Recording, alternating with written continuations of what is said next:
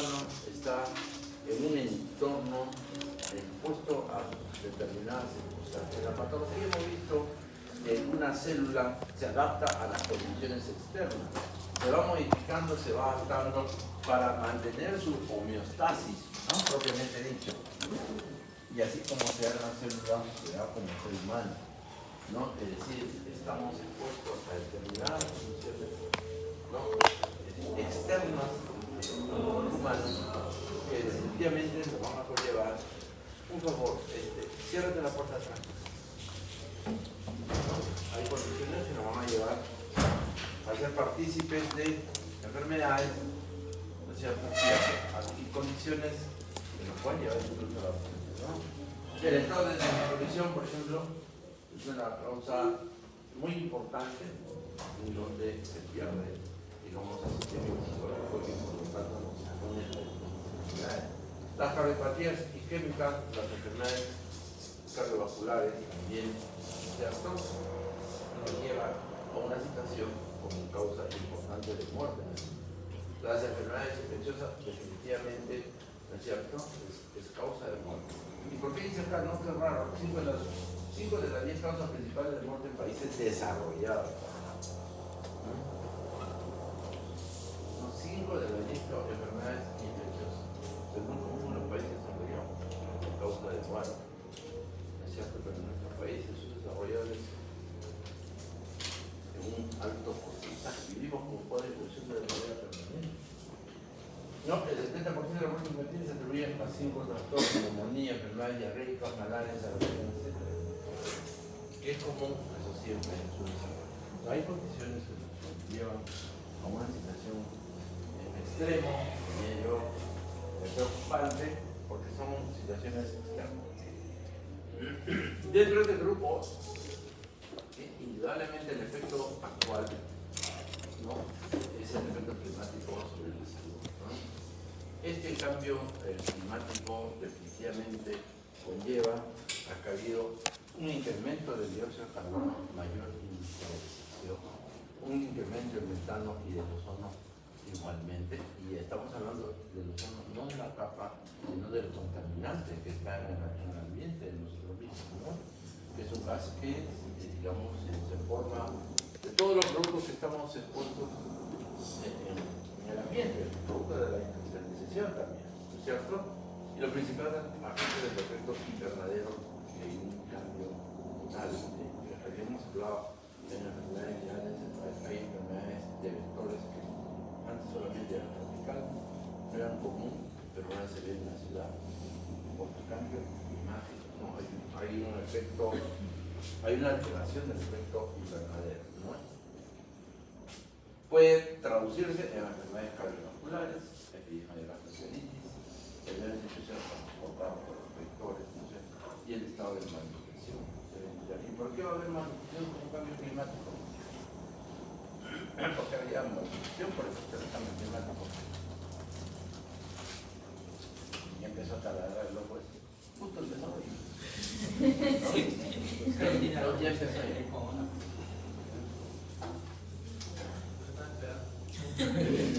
Inicia puntuales. Mudanza. Malnutrición y efectos climáticos.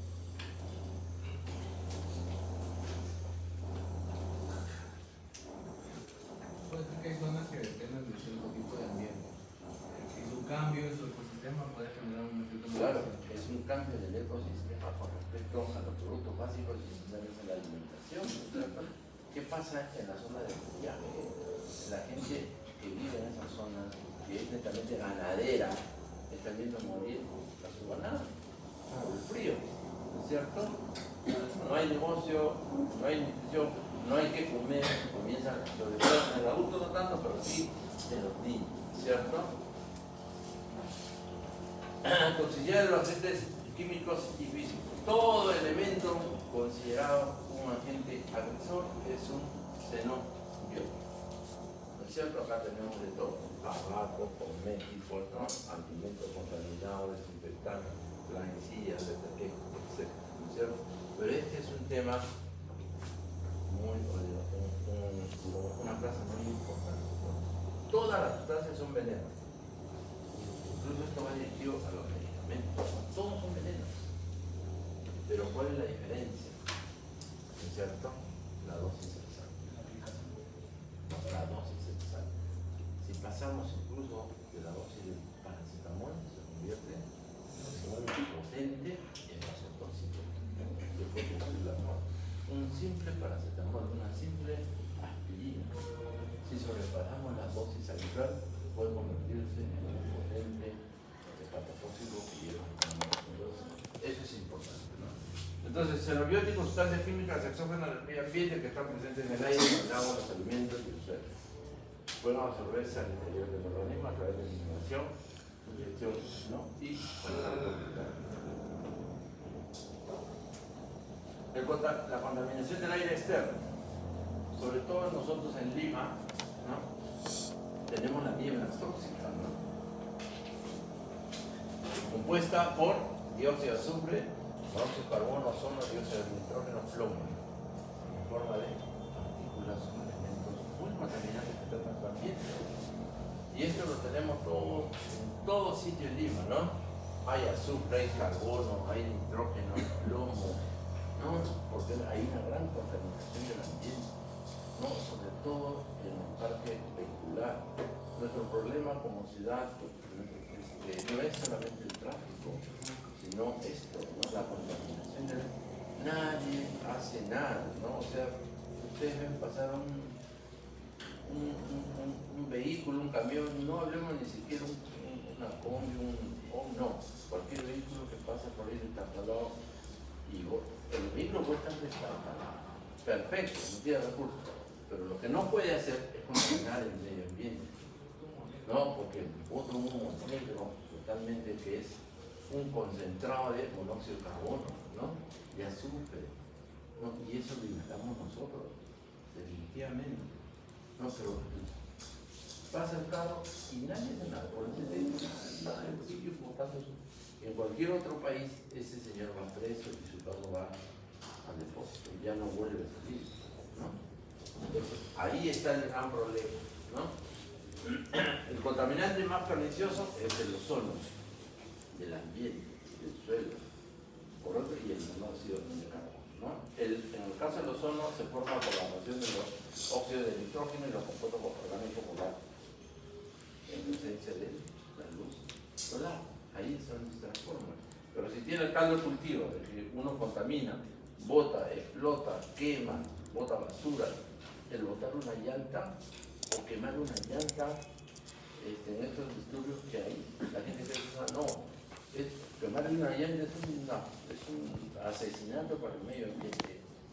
Bota una gran cantidad y lo peor de todo, que no es degradable, queda en el ambiente, ¿no? Y la gente, nadie hace nada. O sea, ahí al que quema una llanta es preso. No porque quema una llanta, no, está contaminando. Definitivamente, ¿no? Es un gas, el ozono del suelo es el que se forma por la reacción de los óxidos nitrógenos y los compuestos orgánicos volantes de la luz solar, ¿cierto? El monóxido es un gas no irritante, incoloro, insípido, inodoro, producido por la extracción completa de los materiales contaminados. El monóxido de carbono tipo bota, vehículos de transporte, un gran contaminante. La dosificación crónica se puede debido a carbono y hemoglobina es estable y puede aumentar la cantidad de metal. Con el tiempo, esto algunos suicidas tampoco lo utilizan como la muerte dulce, ¿no? ¿Por qué? Porque induce el sueño. Un sueño profundo, ¿no? Placentero, hasta producir la depresión del sistema respiratorio y se produce el paro respiratorio por intoxicación de monóxido, ¿no? Hay gente que le pone los suicidas que les sugiere poner un corrugado en el tubo escape hacia la cabina del automóvil, cierra todas las ventanas, ¿no es cierto? Prende el motor y acelera, nada más. Y no le duele, no se ahoga, no induce al sueño y queda una completa muerte por monóxido de carbono. Y al igual como ese señor que se quiere suicidar, igual lo hacemos nosotros en la calle.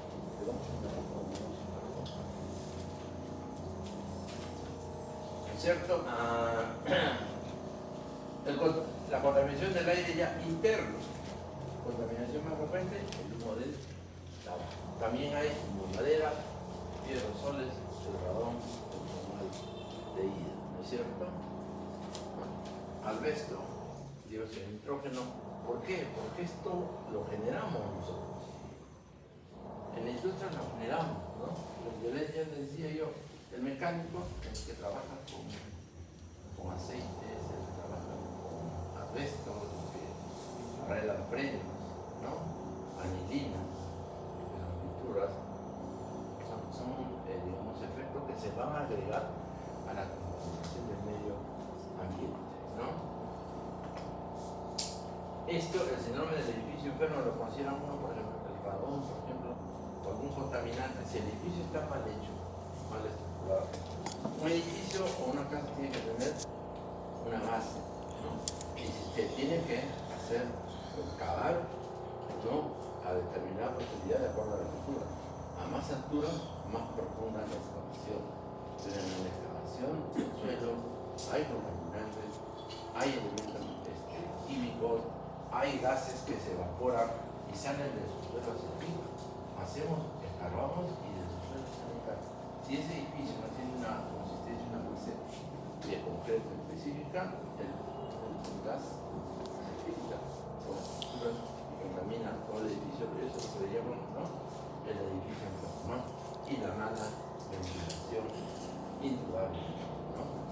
Debemos siempre acostumbrarnos que debe haber ventilación en caso de todas maneras, bueno en la noche por el frío, pero mientras estamos fuera o hay una sola persona, así sea invierno, debe circular el aire, ¿no? El humo de madera es un irritante, definitivamente, conlleva más que infecciones a la enfermedad crónica, al EPOC, demostrado. ¿Y dónde se hace el humo de madera, el humo de leña? En las zonas andinas de nuestro país, en las zonas de friaje. Sí. Ahí no hay corriente eléctrica, ahí no hay carbón, ¿no es cierto? ¿Qué hace? Leña. La leña bota una partícula, ¿no? Y esa partícula inorgánica y que va al pulmón, es un cuadro contigo. Lo vio aerosoles, variantes de agentes microbiológicos capaces de hacer la definición alta alergenos, ¿cierto? Lo vio todo lo que es spray también es un contaminante. Definitivamente, ustedes se nos frente a un spray y cae al medio ambiente, por más que no tienen acidez de todas maneras, inhalamos las pequeñas partículas de aerosol. El radón, gas radioactivo derivado del uranio, probablemente presente en los suelos y los solares, ¿no? 0 millones de 100. En la profundidad, si es que es una zona de filtración de radón del subsuelo, definitivamente es un elemento peligroso. El formaldehído es la fabricación de material de construcción, presentado como carcinógeno, definitivamente. Todo lo que sea cemento, concreto, fierro, que esté en relación a los materiales de construcción, saber formaldehído. A los metales, el plomo, ¿cierto? De presión atmosférica de los alimentos y del agua. ¿Dónde se va lo del agua? En los relaves mineros. Los desechos mineros van hacia el río. ¿Y qué río tenemos en el Perú? El río desde la punta del cerro arriba, están todos los asentamientos humanos y los asentamientos mineros derivan de los relaves al río, ¿no? Y eso concentra una cantidad de minerales bastante grande, ¿no?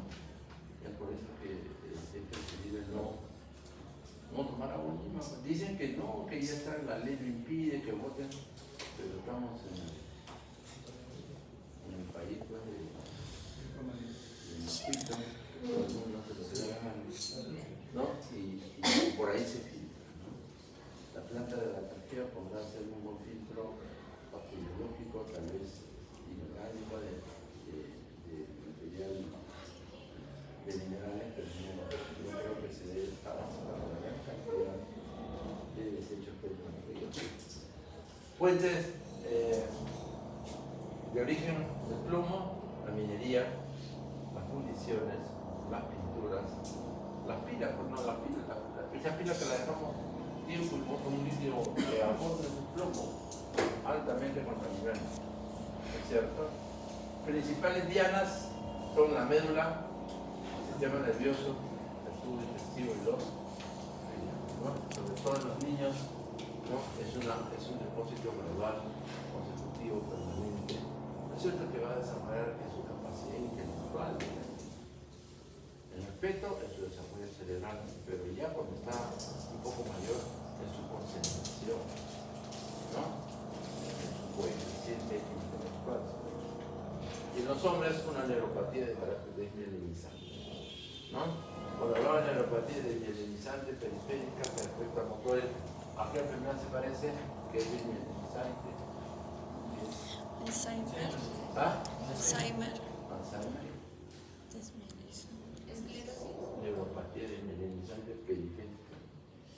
Alzheimer. Alzheimer por la piel. Julián Barrera. Julián Barrera. ¿No? Entonces, produce una neuropatía. El mercurio, la intercepción por inhalación de vapor de mercurio se asocia con temblor y con esta normal. ¿Qué cosa es el síndrome del sombrerero loco? Los sombrereros usaban mercurio para... ¿En dónde? ¿En dónde usaban mercurio? ¿De dónde viene la historia? Los sombreros. Para la sombreación. Inglaterra, en el siglo XVIII. En el siglo XVIII los sombrereros usaban mercurio, pero no fue diagnosticado por enfermedad, sino por Collins, creo que era Collins, que escribió una obra, ¿no? De sombrerero loco. Y él no describía al paciente, sino describía que en la ciudad, ahí cerca de Londres, él vivía, se dio cuenta que los que hacían sombrero no los catalogaba como pacientes, sino les decía eran eufóricos, ¿no? Eran eufóricos, se olvidaban de las cosas, ¿no? Muy imperativos, y le puso el nombre del sombrerero loco. Al cabo de muchos años después, en el siglo XX, un investigador demostró que era la hidrarquina, creo, que deriva del manejo del mercurio, que es un producto que se suelta, se libera del procesamiento del mercurio, era el que originaba esta intoxicación. ¿Ah? Claro, se inhala. No se bota la hidrarquina, si no me equivoco, la hidrarquina. Y por eso quedó ese nombre del sombrerero loco.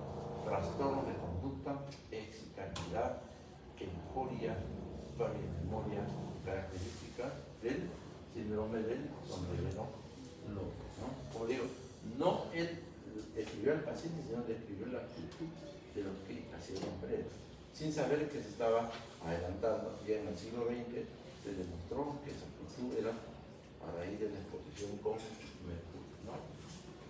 Frente de exposición, el pescado, bueno, el pescado, de lo que deriva el relave de los ruidos hacia el mar, ¿no es cierto? ¿Y qué pescado? ¿Qué pescado? El salmón. ¿Qué pescado? El salmón no, ni de baño. El salmón es el más sano. No, pero Por lo cuesta más caro. tiene alto contenido de mercurio. ¿Ah? Es lo que dice. Sí, pero el salmón, claro. El salmón es un pez que va contra la corriente del río. El purico. No, Trucha. el perico. El perico. Ah, sí. El perico, que no sé qué otro pescado más hay por ahí, son los peces que están en la playa. Ahí, nosotros tenemos la desembocadura del desecho y ellos comen del desecho. Por eso, ¿cuál es el más sano? El bonito. Porque el bonito es de mar adentro.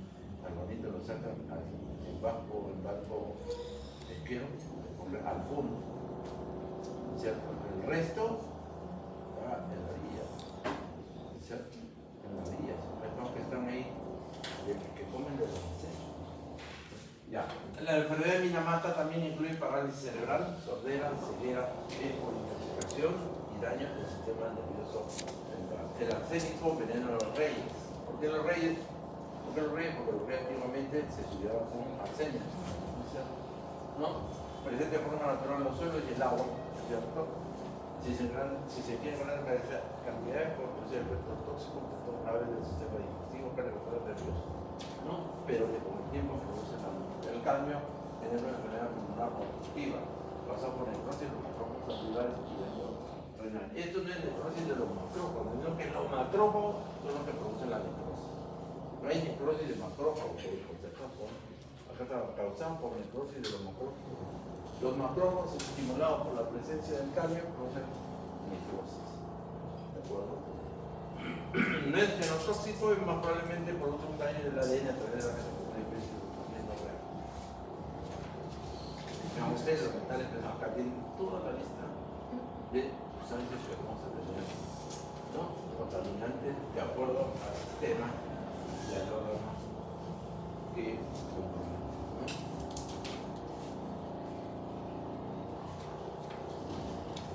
Lo mejor es, lamentablemente, tomar agua de botella, no se puede hacer otra cosa. Ni siquiera para hervir el agua en Lima, ¿no? Porque al hervir el agua matamos a los bichos, pero no degradamos los minerales, ¿no? Y si usas tetera, yo hace 30 años que no uso tetera, miran a la tetera el sabor que se pone a eso. Eso es netamente mineral. Bien. Riesgo profesional, ¿no es cierto? Disolventes orgánicos, órganos clorados, dioxinas, inhalación de polvos minerales, ¿no? Explosión de cloruro de carbono, como efectos de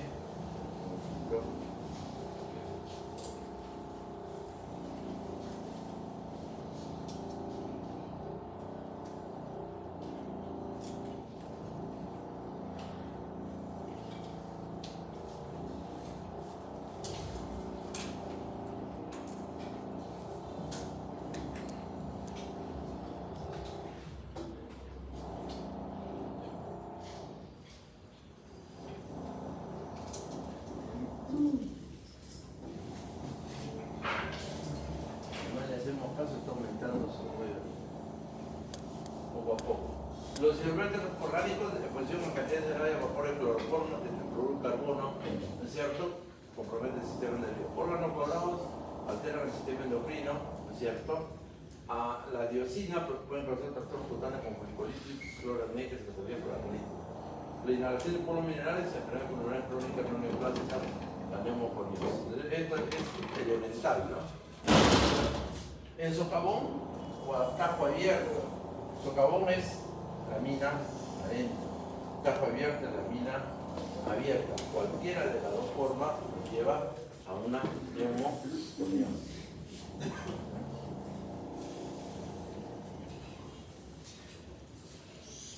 El tabaco, ni de qué decir, ¿no es cierto? Causa enfermedades más frecuentes de cánceres humanos, responsable del 90% de los cánceres de pulmón, aparte de que es responsable en un 50% de los pacientes con enfisema. Y el enfisema, diría yo, es peor que el cáncer. Si yo tengo cáncer, me mato. Chao. Me despido. El enfisema me va matando poco a poco. Me voy ahogando en mi propio pulmón y no hay nada que hacer. Sigo despierto y muriéndome agónicamente, progresivamente. ¿No tienes cura? No hay cura. Es irreversible, progresivo. Una vez que se activa el enfisema, no regresa, sigue avanzando. El paciente comienza con línea a pequeños esfuerzos, después sube a medianos esfuerzos, después sube a grandes esfuerzos, así sucesivamente, hasta que aún estando en reposo, tiene disney, sin hacer nada, dificultad porque el pulmón se va consumiendo, igual que la fibrosis, ¿no? Se va, como la fibrosis se reemplaza por fibroblastos y el enfisema van rompiéndose los alveolos anhelosos.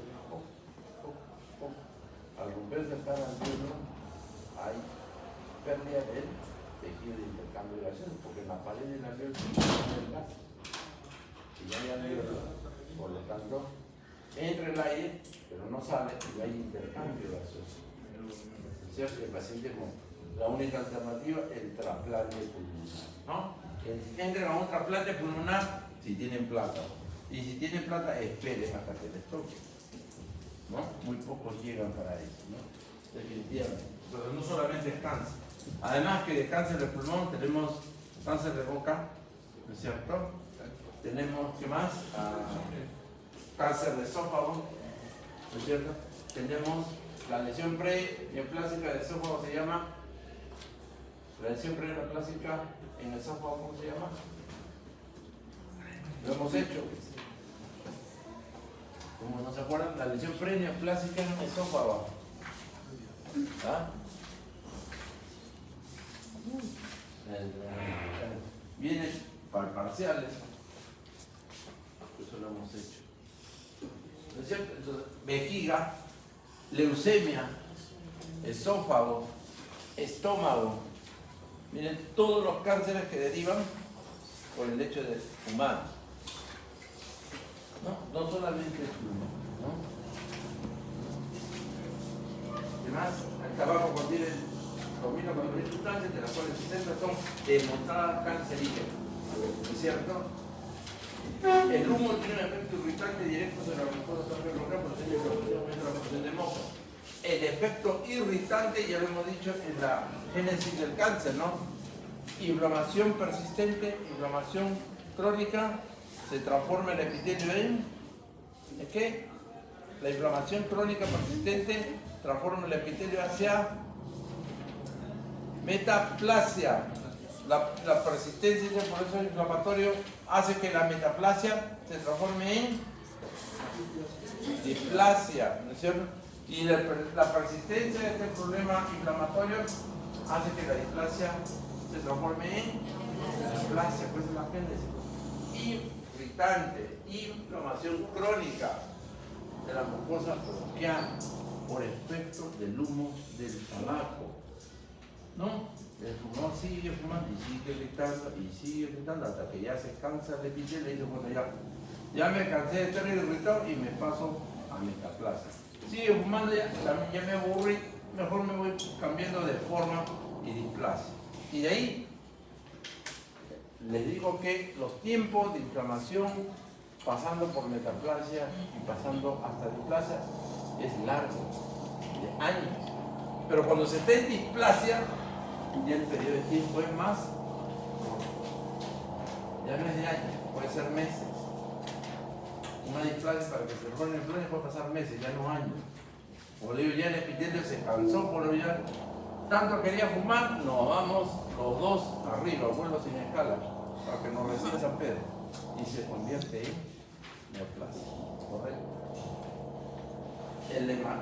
La contaminación, como les decía, no solamente por producir cáncer de pulmón, produce enfisema, otros cánceres de otros órganos, y en la gestante, incremento de abortos espontáneos, nacimientos pretérminos, ¿no es cierto? Y retraso del crecimiento intrauterino. Todos esos efectos provienen del hábito de fumar. Sin embargo, la gente sigue fumando, ¿no? Y acá los efectos constituyentes del humo del tabaco, ¿no? Producido por la nicotina, estimulación de expresión ganglionar, que quiere decir de expresión ganglionar que inhibe el reflejo de respuesta en la producción del linfocitos, ¿no? La nicotina. El fenol, promoción del tumor, ¿no? El benzopireno, carcinogenético demostrado. La nitrosamina también, carcinogenético demostrado. Entonces, miren ustedes, todo lo que tiene el humo del cigarro, ¿no? Es por eso que se dice que es igual a aquel que fuma o aquel que sabe de que fuma, ¿no? Igualito, inhala toda esa combustión del humo del tabaco.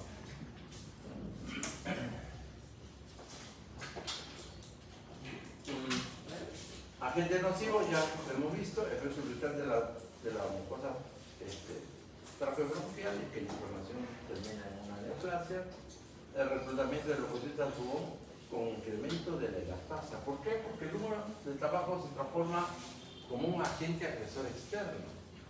Y al manifestarse como un agente agresor externo, ¿qué hace? Estimula que haya más macrófagos, ¿no? Y estos tienen elastasa. Esta elastasa tiene la finalidad de inhibir un poco, digamos, la producción cuando es demasiado para evitar el daño del parénquima. Pero acá, como sigue fumando, sobrepasa, ¿no es cierto?, la producción de lactasa. Si a esto le agregamos,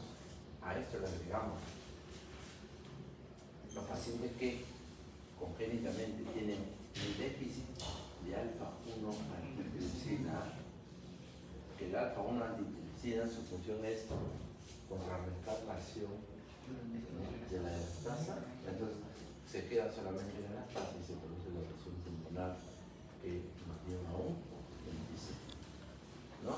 Y el alquitrán, que es un mutágeno que es promotor de cáncer, ¿no? Este es el resumen, ¿no?, del asesino en silencio, ¿no? Todo lo que conlleva, ¿no?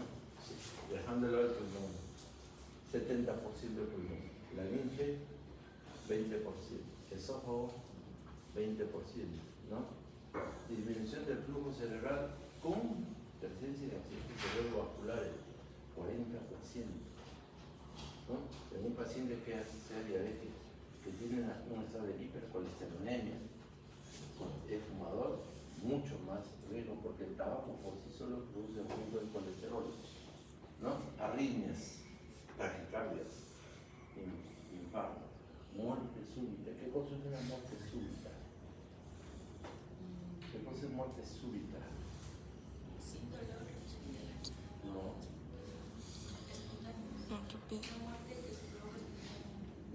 Sí, es una muerte espontánea, pero ¿qué características tiene? Que no tiene antecedentes de nada. Un paciente que no es hipertenso, no hay diabetes, no tiene ninguna enfermedad y el repúblico se desplomó, muerte súbita, ¿no? No tan súbita porque si es fumador, y eso cáncer de hígado, cáncer de vejiga, cáncer de cuello uterino, cáncer de estómago, y acá falta médula, leucemia. Todo lo que produce el hábito de fumar, ¿no? Yo antes de estudiar medicina fumaba igual, ¿no? Dejé medicina, yo tengo más de 40 años, solo si no permito que nadie se me acerque. Nadie se me acerque, porque acá está, y como les dije, la práctica, esto es jugar a la ruleta rusa, ¿no? La ruleta rusa es meter una bala en el tambor de la pistola, hacer rotar el tambor, llevarse la pistola a la cinta y disparar. Si está la bala ahí, chingue, pues, me tocó. Lo mismo es con el tabaco. Si yo fumo y tengo predisposición a hacer cáncer en cualquiera de estos sitios, con un solo cigarro basta. No necesito fumar una cajetilla ni 10, no. Con un solo cigarro. Si tengo una predisposición, hago cáncer.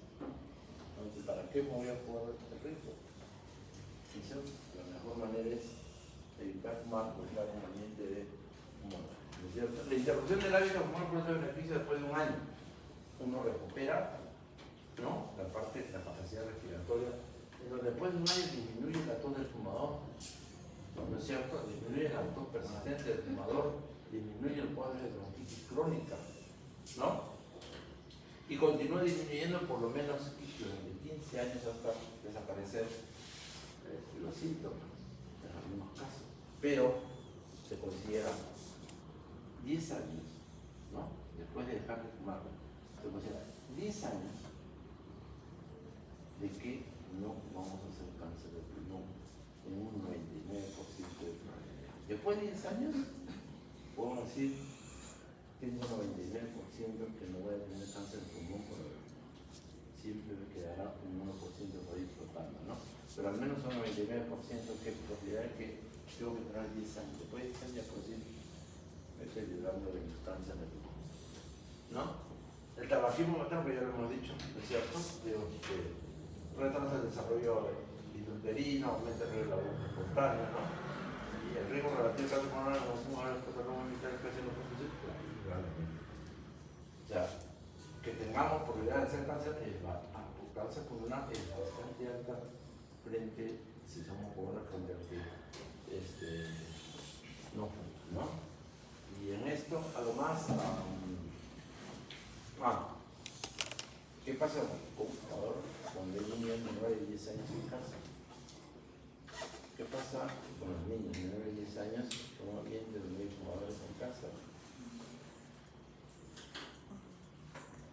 qué enfermedad bronquial se exponen los niños? Asma. Asma bronquial. ¿No? Es un condicionante para generar un problema de tipo bronquial en niños menores de 10 años en casos de fumadores. ¿No? Sin dejar de lado todo lo que hemos descrito. ¿No? De la posibilidad de ser un todo armado.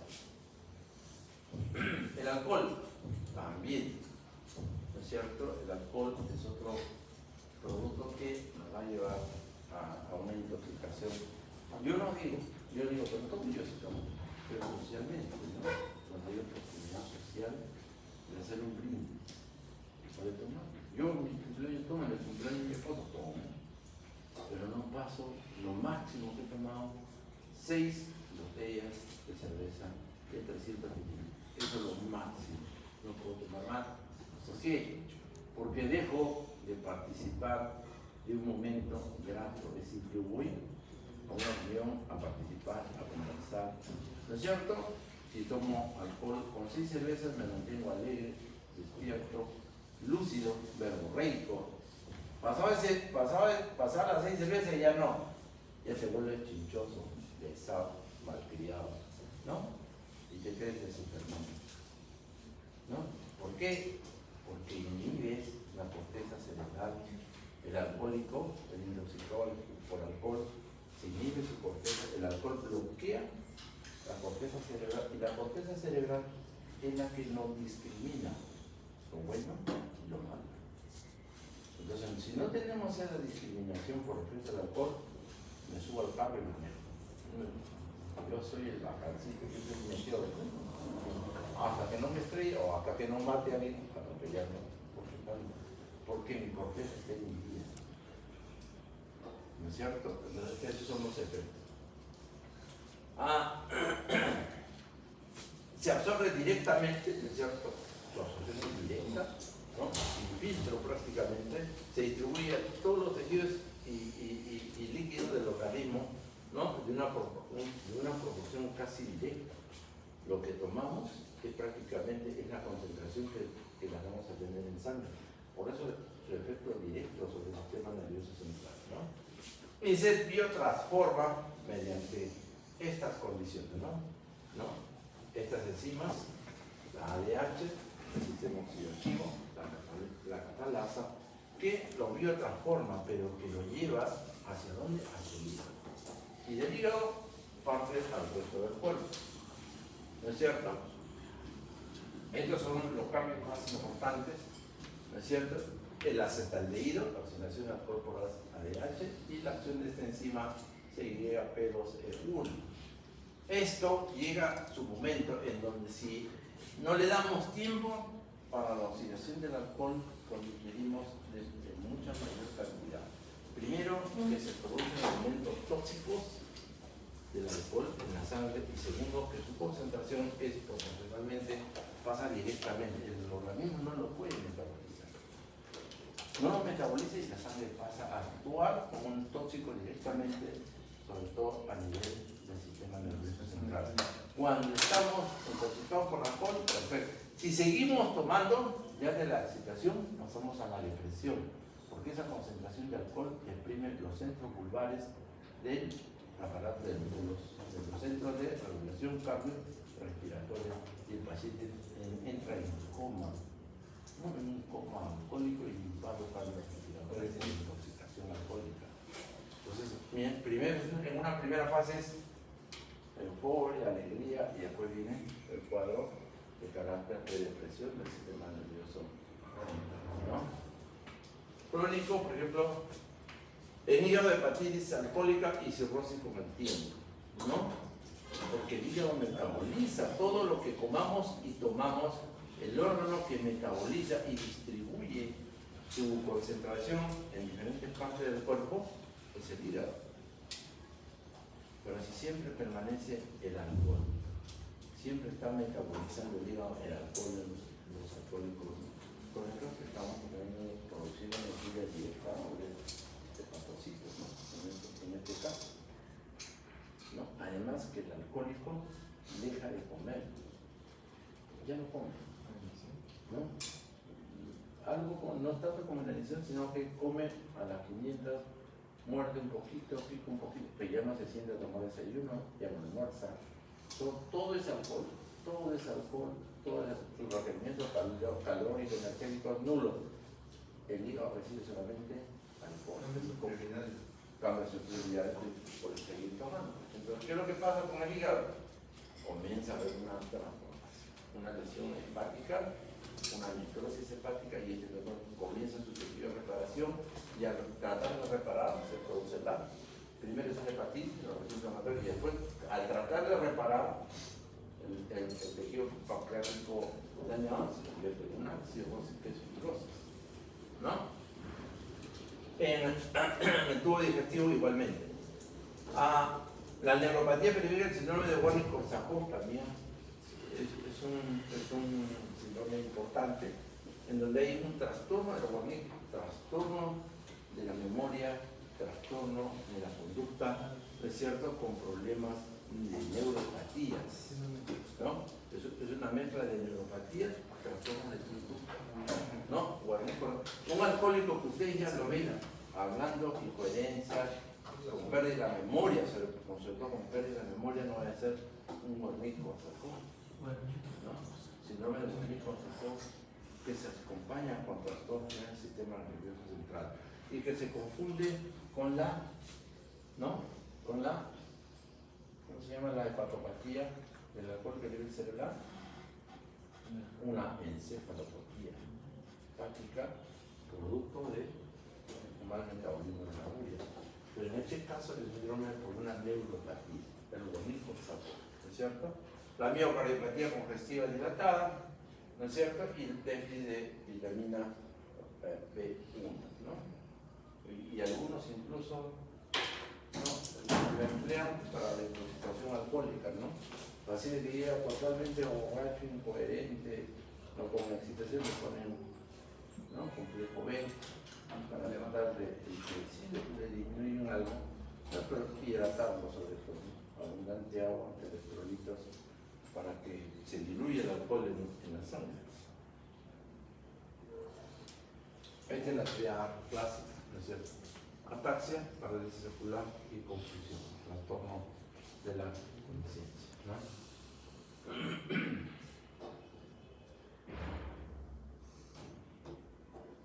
Farmacoterapéuticos también, ¿no? El tratamiento hormonal sustitutivo dependiente de la, ya como una miscelánea de aquellas enfermedades que pueden producir un daño, ¿no? Como decía, una medicación, los medicamentos son venenos cuando nos pasamos de lado, como decía Paracelso, ¿no? Son venenos cuando sobrepasamos de lado. En algunos casos acá, por ejemplo, el riesgo de cáncer por estrógenos es alto, ¿no? En un tiempo aproximadamente entre 5 a 8 años, ¿cierto? Incrementa el riesgo de tromboembolia venosa y volvemos. La terapia, ¿no?, anticonceptiva igual, ¿no? Tiene estradiol sintético, una cantidad variable de progestágeno, y es una enfermedad que nos puede llevar a la tromboembolia, a la enfermedad cardiovascular, a la adenoma hepático, problemas neoclásicos del uso de anticonceptivos, ¿cierto? Los esteroides anabolizantes, ¿no?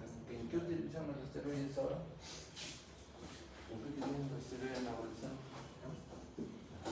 ¿Para qué usan los esteroides actuales?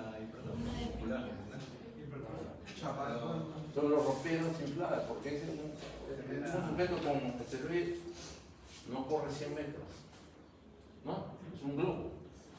Es un globo, porque no tiene fuerza muscular, es un globo, prácticamente, ¿no? Y lo usan, los modelos utilizan esto para evitarse el trabajo de estar levantando pesos, se colocan esteroides anabolizantes. ¿Cuál es el problema? ¿Es cierto? Detección del crecimiento en los adolescentes. La disfunción. ¿Es cierto? Ginecomastia, atrofia testicular, rendimiento de vello facial. ¿No? Entonces, tiene su contraparte, ¿no? Si de lo que se quiere es mejorar su condición física muscular, la actividad física es lo mejor.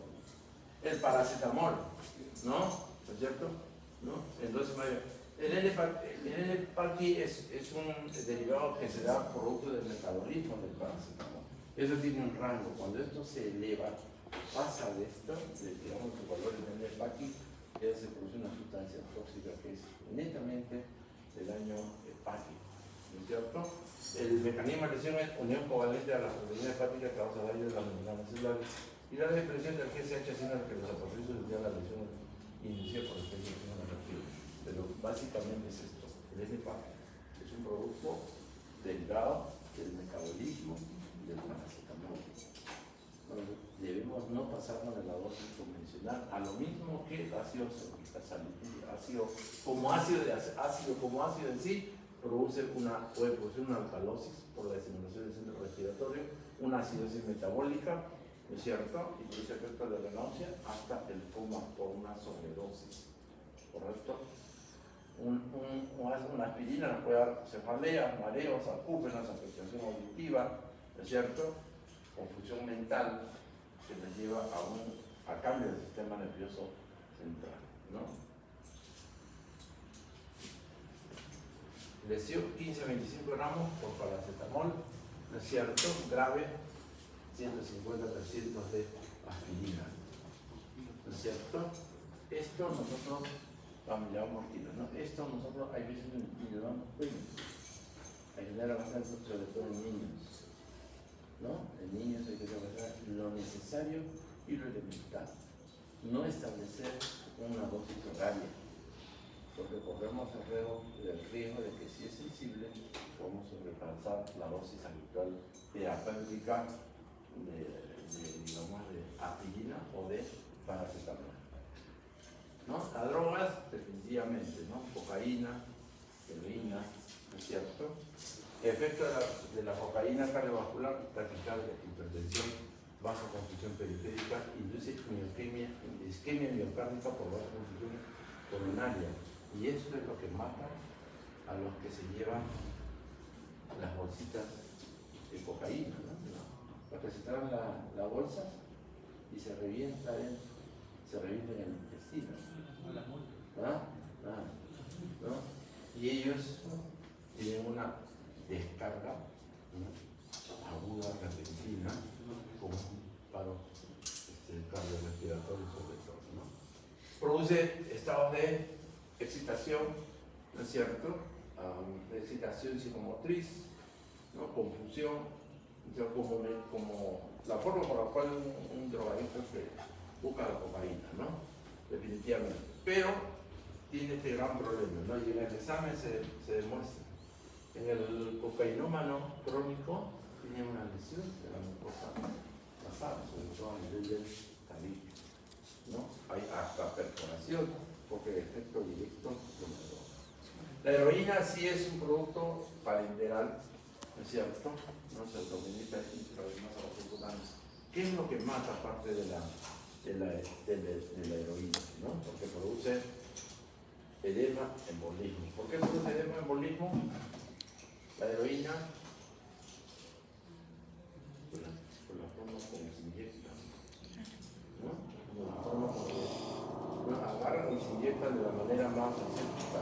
Además que hay problemas de carácter infeccioso, ¿no? Reutilizan la jeringa 5 o 10 veces. Le ponen su tapita, la meten en una bolsa, le hacen con una olla y al día siguiente estamos aplicando con la misma jeringa. No, pero la plevina es lo de menos. Acá se produce un hemorroséptico porque eso está contaminado. Nos metemos el bicho directamente a la sangre, ¿no es cierto?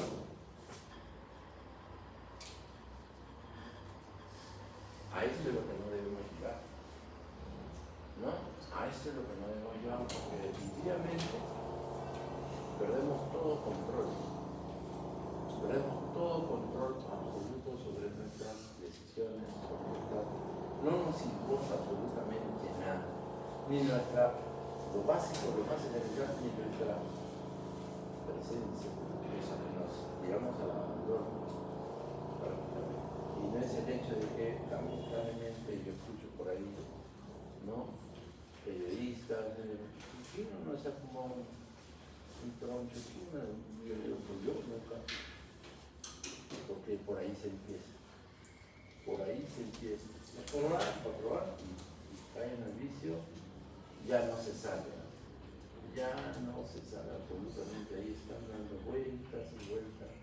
Yo no he visto a ningún recuperado que haya sido dependiente de heroína. Sale, hace poco salí un popular en televisión que yo sí era, que me recogieron, ya me superé, falso ese, de la manera como hablaba, ese cocainómano en potencia. No quiero decir nombre, pero definitivamente como es verdad, ¿no? Como no eres, sigue en el vicio, ¿no? Las anfetaminas, la marihuana, la anfetamina, antiguamente esto era lo que más se utilizaba, ¿no? Era lo que más estaba a la mano. Ahora que hay tanta variedad de drogas, esto no es nada, es un chicle, ¿no? Droga adictiva, conocida como speed, que tiene efectos más intensos en el sistema nervioso central. ¿No es cierto? La mezcla del éxtasis es una asociación de anfetaminas con otras drogas, ¿no? Que derivan en el éxtasis, ¿no? Euforia, sensaciones similares a las alucinaciones, ¿no? Que no creo que duran 4 horas, duran mucho más de 6 horas. Los pacientes están 12 horas totalmente desconectados, ¿no? En su propio mundo, en su planeta, ¿no? Actúan, no reconocen ni a la familia, ni a la marihuana igual. Efecto beneficioso, dice efecto beneficioso, uso potencial para tratar la náusea sexual muy relativo. La marihuana medicamentosa no tiene la esencia de la marihuana adictiva, se deriva, ¿no? Se produce muy aparte porque si no produciría dependencia en particular. Yo les digo que pacientes que he visto, sobre todo en pacientes, algunos dicen que sí, pero lo que yo he visto no. Los pacientes que tienen ¿cómo se llama la enfermedad del Alzheimer está fuerte? Se llama los pacientes que tienen tratamiento refractario a los cuadros convulsivos. Dice que la marihuana mejora la epilepsia. Yo personalmente no he visto ninguno que mejore siguen convulsionando. Hay chicos que viven convulsionando, convulsiones, postrados. Descansarán 2 personas y realmente comienza a convulsionar. No hay nada que pare. Y algunos consideran que la marihuana sí puede ser una alternativa. Yo he visto 4 o 5 pacientes que no es nada, ¿no? Pero 5 pacientes con epilepsia refractaria ni cogían ahí. Pero definitivamente es una alternativa. Pero como les digo, la marihuana no es la marihuana del drogadicto. Tiene la esencia de la parte adictiva separada para originar esto. Evitar la epilepsia refractaria, evitar el dolor no controlable en los pacientes con cáncer terminal. Agente físico ya definitivamente, ¿no? Tenemos la abrasión, la contusión, la laceración y el otro.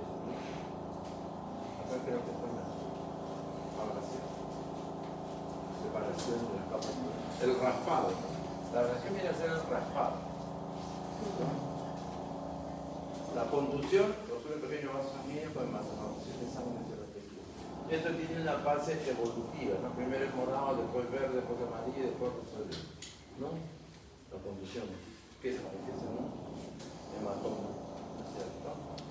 La laceración, ya hay un desgarro, ¿no? Es medida profunda, ¿no? Que amerita una intervención de reparación quirúrgica. Heridas incisas y puntiformes.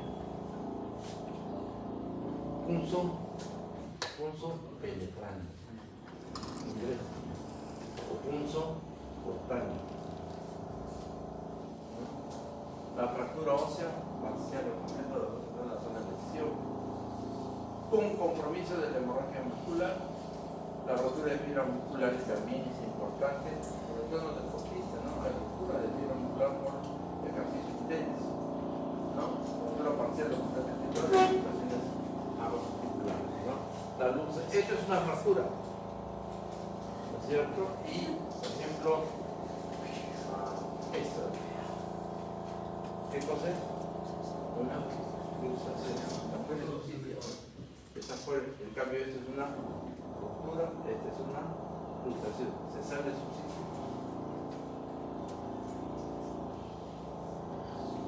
Lesión muscular crónica, la artrosis. Miren ustedes. Deformidad circular, desviación del eje normal de los dedos. O sea, crónico puede ser, digamos, propio del paciente, ¿no? O por el tipo de actividad que realiza. Las lesiones térmicas, ¿no es cierto? Quemaduras superficiales de primer grado, limitadas solamente hacia la epidermis, el primer grado, ¿no? Segundo grado, de grosor parcial, que ya compromete la dermis, ¿no es cierto? Y tercer grado, grosor completo, el espesor de la piel, ¿no es cierto? Que incluso puede llegar a tejido celular subcutánea, ¿no? Y cuarto grado, ¿no es cierto? Ya incluso agarra fascia muscular, ¿no?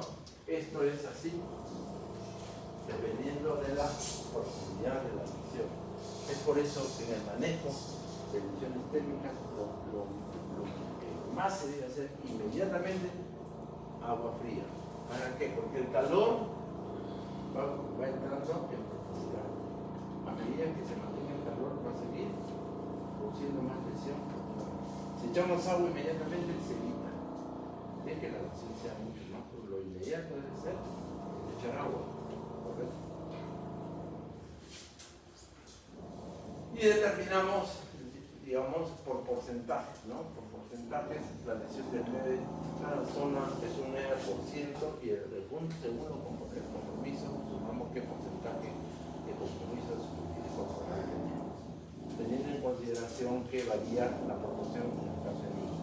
Pero en el caso de los segundos es la regla del 9% por cada zona del cuerpo, ¿no es cierto? Trastorno del calor, ¿no es cierto? Calambre por calor, sería por pérdida de electrolitos, la insolación, inicio súbito, postración y colapso, golpe, calor, mecanismo de regulación falla, y el paciente tiene un aumento de la temperatura, ¿no? En la insolación no hay aumento de la temperatura corporal.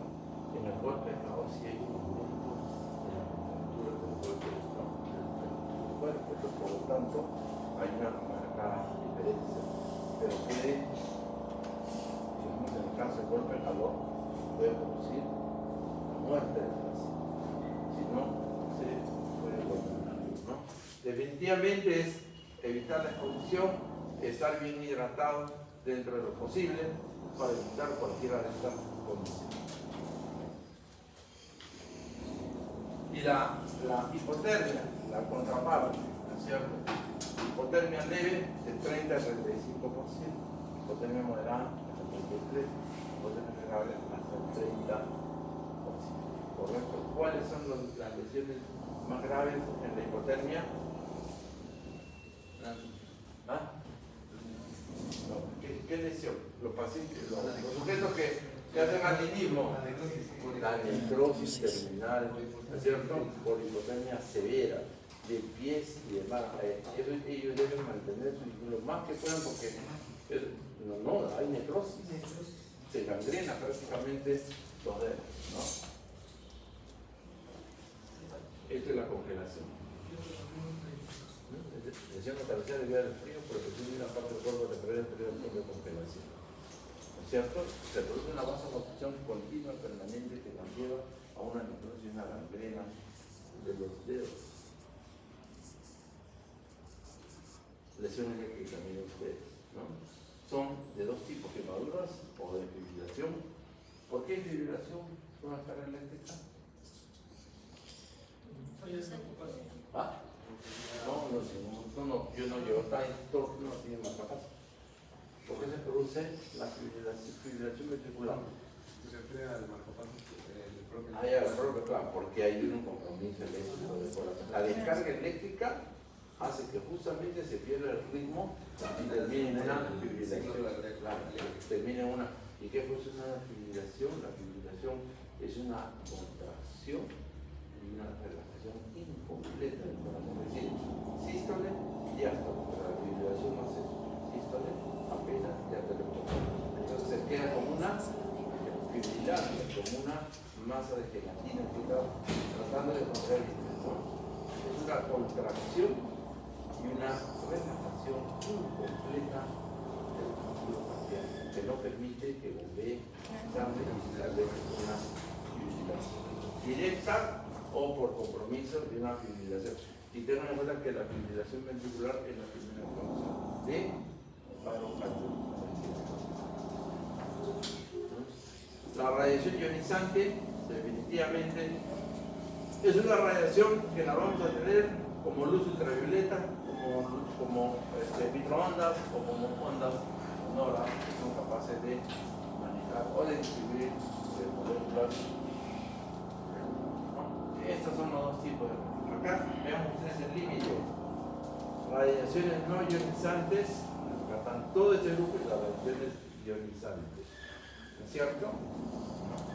Entre la ionizante, esto está discutible, porque la radiación del celular hasta ahora, no sé, debe ser por una cuestión de industria, pero la OMS no quiere reconocer si la radiación del celular puede ser desencadenante.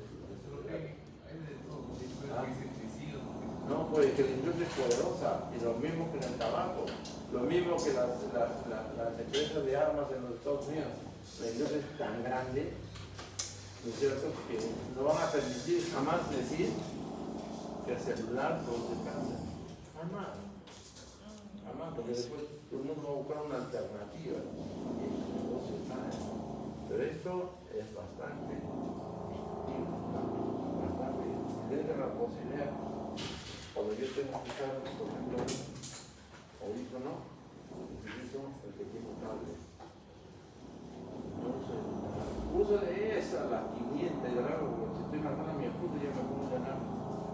Pero si no, no lo uso, porque la radiación es directa, bilateral, ni siquiera con esto, porque yo hago esto. Acá y acá. El cable no con cable, y aquí pasa con cable. Hacer esto. Entonces es una cuestión que habría que discutir, ¿no? Las ionizantes son aquellas radiaciones que ya producen una emisión específica. Para que vean ustedes cuál es la clasificación. Las gamma, ¿no es cierto?, no recorren mucha distancia, no atraviesan las estructuras. La beta recorren en el aire una distancia de 1 metro aproximadamente, son de por unos centímetros, ¿no?, que no pueden pasar. Pero la beta, las gamma sí son, recorren cientos de metros en el aire, tenían por una pared de veces, pueden pasar perfectamente. La más dañina son las radiaciones gamma. Estas son las lesiones de ustedes, agudas o crónicas, ¿no? Inmediatamente con alto valor de la radiación de causa ¿no? Que son cuestiones crónicas, retardadas, presión prolongada. Niveles bajos, pero permanentes, crónicos. Este es el nivel de sensibilidad de acuerdo al órgano o tejido comprometido y a los cambios que se darán por exposición de radiación. Los efectos cancerígenos definitivamente están demostrados, ¿no? Leucemia es una de las principales causas de exposición a la radiación, sobre todo la radiación de la que estamos expuestos en los hospitales, ¿no?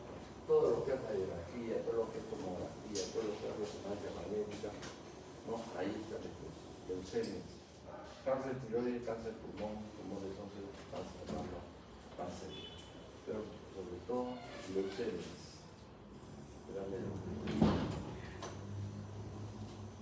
Las lesiones que se dan por sistema, eso no me gustaría más decirlo. ¿No? Entonces esto es de lo que se tratan las enfermedades de contaminación ambiental. Entonces, el próximo lunes ya saben que está por definirse, yo voy a decir la delgada área. Está. Y voy a iniciar a ella para ver la hora de pasar. ¿Ya? ¿Hora práctica?